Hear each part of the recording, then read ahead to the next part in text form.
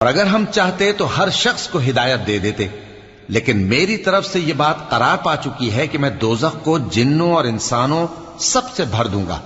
सो अब आग के मजे चखो, इसलिए कि तुमने इस दिन के आने को भुला रखा था। आज हमने भी तुम्हें भुला दिया है, और जो काम तुम करते थे उनकी सजा में हमेशा के अजाब के मजे चखते रहो। हमारी आयतों पर तो वही लोग ईमान लाते हैं कि जब उनको इनके जरिए नसीहत की जाती है तो सजदे में गिर पड़ते और अपने परवरदिगार की तारीफ के साथ तस्बीह करते हैं और गुरूर नहीं करते।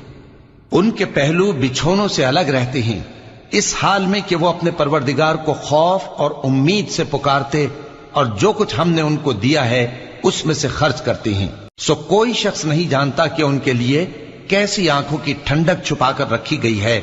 ये उन अमाल का सिला है जो वो करते थे। भला जो मोमिन हो वो उस शख्स की